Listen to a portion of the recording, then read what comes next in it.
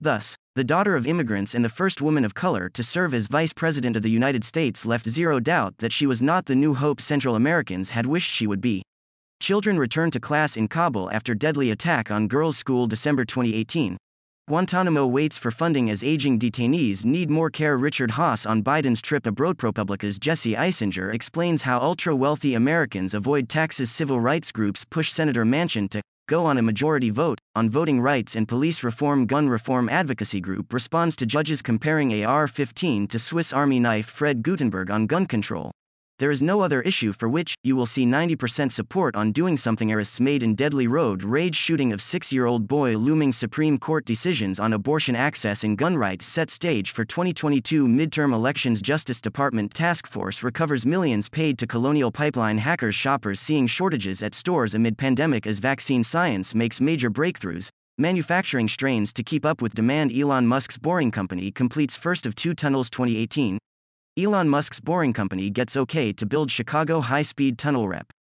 Dean. For Capitol Police to feel abandoned by Congress is just shameful. Federal prosecutors expect to charge $550 in the Capitol riot load error. I believe if you come to our border, you will be turned back, she said. But after this trip, it's clear she is not. Her bad cop warning to potential migrants went down like a lead balloon in the region and fueled criticism from within her own party back home. Rep. Alexandria Ocasio-Cortez, DNY, for instance, called Harris's statement disappointing. Growing tent camp houses hundreds of migrants near U.S. border. Senate report on Capitol riot blames intelligence and security failures. Ill-prepared police. Cicada numbers peak in Washington, D.C. Kentucky Derby winner Medina Spirit fails second drug test. Colonial Pipeline CEO on ransom payment to hackers. I made the decision to pay what's driving migrants to make the dangerous journey to the U.S. Harris in Guatemala to address migrant surge. U.S. sees wave of gun violence over the weekend. New details emerging about deadly drive-by shooting at Miami area graduation party. A look back at Robert Basil's 1982 AIDS report. 40 years since first AIDS cases. Men living with HIV share their perspectives. Flashback. Radical AIDS activist group ACT UPU.'s Intel report on UFOs inconclusive. U.S. added 559,000 jobs in May. Employers report labor shortages. FBI investigating ransomware attacks. California to require masks at work until at least October. When Holt corrected her that she hadn't been to the border, she laughed. And I haven't been to Europe. I don't understand the point you're making. But the rest of us did.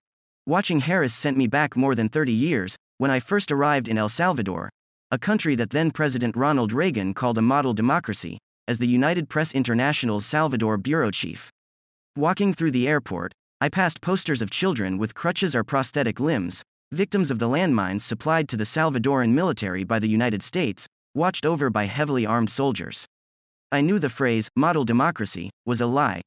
While decades of poverty, corruption, war and dictatorship, an inevitable result of Washington's at the barrel of a gun interference in regional politics, would make any visit by a member of a new Democratic administration something of a poison chalice, there is still a lot of history there for which the U.S. should apologize. Harris, however, went in ignoring all of it and didn't cover herself in glory, even touching on the problems of today.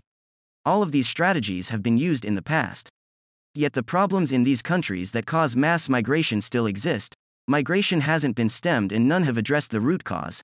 The failed U.S. foreign policy in the region and Washington's unwillingness to own up to it.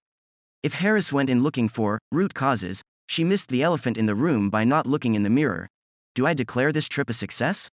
She said. Yes, I do.